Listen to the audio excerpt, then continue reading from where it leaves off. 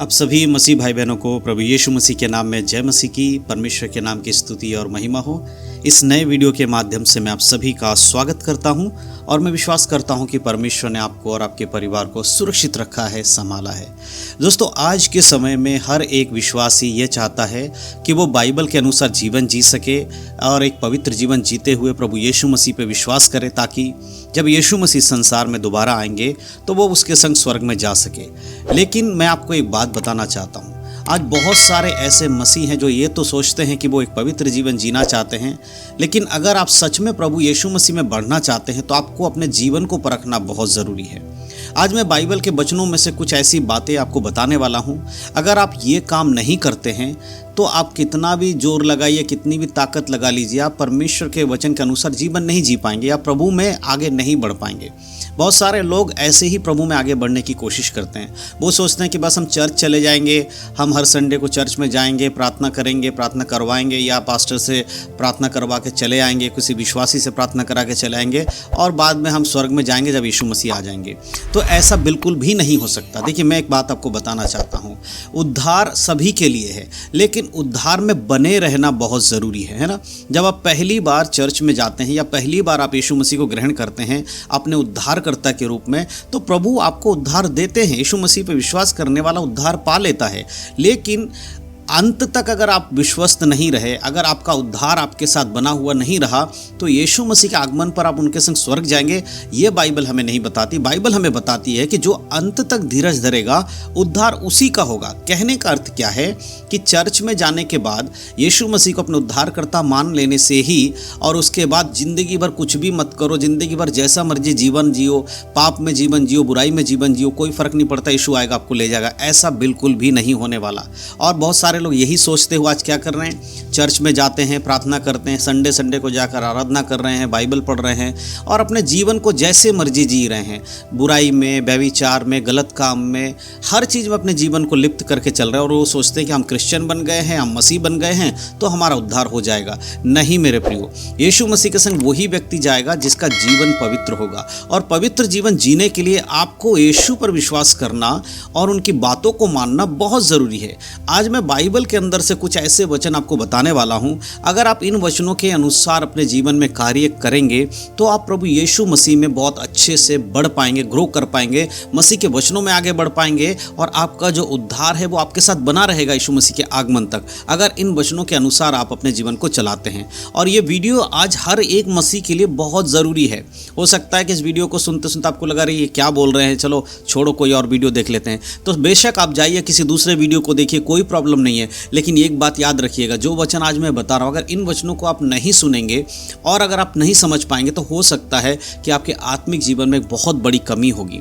क्योंकि हम जो वीडियो बना रहा हूँ मैं इसमें ज़्यादा समय मैं नहीं लूँगा, लेकिन मैं आपसे एक ही बात कहना चाहता हूँ कि ये 5-10 मिनट जो ले रहा हूँ मैं आपका, प्लीज़ इसको आप पूरा वीडियो देख लीजिए, क्योंकि आपके लिए बहुत ज़रूरी, हर एक मसीह के लिए ज़रूरी है। इसके बाद आप डिसाइड करिएगा कि आपका जीवन मसीह के वचनों में है या नहीं है, और आप खुद को परख भी पाएंगे। तो बड़े ध्यान से आज के इस वीडियो को देख लीजिए, सुन लीजिए और समझ लीजिए कि परमेश्वर का वचन एक व्यक्ति के लिए क्या कहता है, एक मसीह में बढ़ने के लिए हमें कौन कौन से काम करने की बहुत ज़रूरत है। तो सबसे पहले मैं कुछ वचन को पढ़ूंगा आपके लिए। हम पढ़ेंगे भजन संहिता उसका 103 अध्याय और यहाँ से ले कुछ वचनों को मैं आपके लिए पढ़ूंगा। यहाँ पहले वचन में लिखा है, हे मेरे मन यहोवा को धन्य कहे और जो कुछ मुझ में है वह उसके पवित्र नाम को धन्य कहे। यहाँ पर राजा दाऊद इस बात को कह रहे हैं कि हे मेरे मन, अपने आप से बात कर रहा है, वो किसी दूसरे व्यक्ति से नहीं, खुद को कह रहा है, खुद को परख रहा, कह रहा है हे मेरे मन यहोवा को धन्य कहे, है ना। अपने हृदय से, कई बार लोग मुंह से परमेश्वर की महिमा करते हैं ना, परमेश्वर तेरे नाम को महिमा मिले, यीशु मसीह तेरा महिमा हो, इस तरह से मुंह से तो बोलते हैं,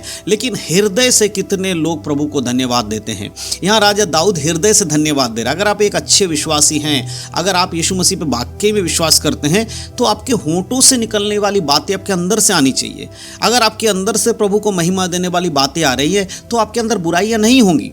मुंह से तो कोई भी यीशु को प्रभु कह सकता है ना, ऐसे ही बोल देगा यीशु तो प्रभु है, सारे दुनिया में जितने भी लोग यीशु मसीह पे विश्वास नहीं करते, जो चर्च नहीं जाते हैं, जो कि अन्य जाति के लोग हैं, वो भी यीशु मसीह को कहीं ना कहीं ईश्वर बोलते हैं। वो भी कहते हैं यीशु एक भगवान है, यीशु एक ईश्वर है। वो भी यीशु मसीह को कुछ गलत नहीं बोलते हैं। लेकिन क्या उनके मुंह से बोल देने से ही वो उनका उद्धारकर्ता बन जाएगा? नहीं, उसके लिए उनके हृदय में विश्वास करना होगा। लेकिन वचन में लिखा है जो मुंह से अंगीकार करे और हृदय से विश्वास करे।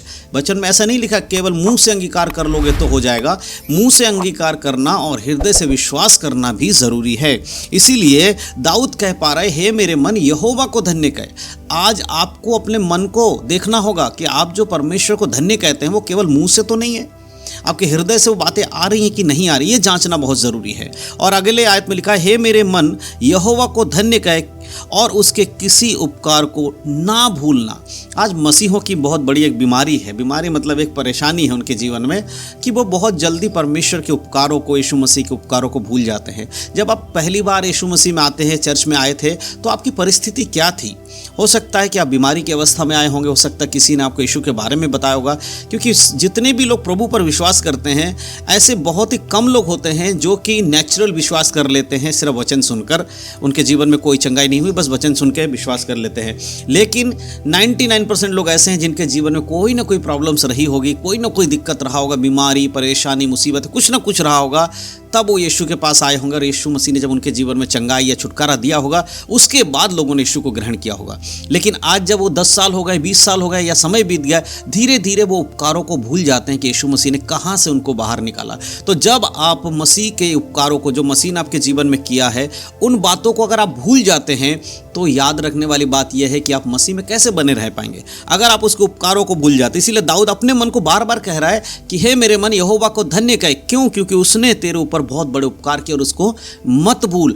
आपके जीवन में भी यीशु ने जरूर कोई ना कोई काम किया होगा, उसको याद करिए और उसके लिए परमेश्वर को धन्यवाद दीजिए और बार बार इस बात को याद रखिए कि प्रभु ने आपके जीवन में क्या किया। तभी आप एक अच्छे मसीह बन पाएंगे और प्रभु में विश्वास में रह पाएंगे। 3 आयत को जब हम पढ़ते, लिखा है वही तो तेरे सब अधर्मों को क्षमा करता और तेरे सब रोगों को चंगा करता है।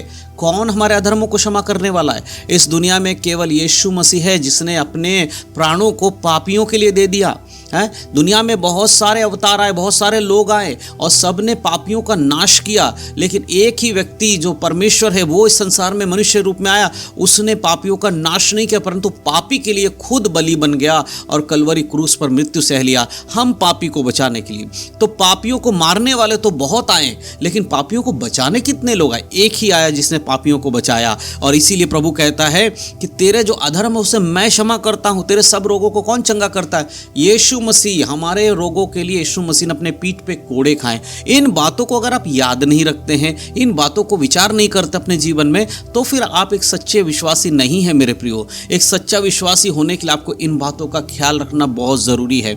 आज जो मसीह लोग यीशु मसीह से दूर हो रहे हैं या जिनका उद्धार उनसे छीन लिया जा रहा है या उनका उद्धार उनसे दूर हो जा रहा है, उसका यही कारण है कि आज बहुत सारे लोग हृदय से विश्वास नहीं कर रहे यीशु मसीह पे, ना ही वो अपने मन को तैयार कर यीशु मसीह के वचन के लिए। वो सारी बातें जो उनके जीवन में यीशु मसीह ने किया वो भूल चुके हैं। हो सकता है आप भी उन बातों को भूल गए हैं। तो आज ये वचन आपको याद दिला रहा है मेरे प्रियो। एक क्षण घुटने पे बैठिए और प्रभु से प्रार्थना करके याद करिए कि परमेश्वर ने आपके लिए क्या क्या किया और उससे महिमा को याद करते उससे क्षमा मांगिए। अगर आज आप लौट कर आ जाएंगे तो आप प्रभु में बहुत अच्छे से बढ़ पाएंगे और वो आपको कभी भी नष्ट नहीं होने देगा, क्योंकि यीशु मसीह का वचन कहता है जितनों ने उसकी ओर ताका उनका मुंह कभी काला और लज्जित नहीं हुआ। और परमेश्वर ने अपने इकलौते पुत्र को दे दिया ताकि जो कोई उस पर विश्वास करे वो नाश ना हो परंतु अनंत जीवन पाए। तो अगर आप भी मसीह में मजबूती के संग बढ़ना चाहते हैं तो इन वचनों के आधारित अपने जीवन को चलाएं। यीशु मसीह में बढ़ने के लिए बाइबल के ये 3 वचन बहुत ज़रूरी हैं। अगर आप इनको याद रखते हैं,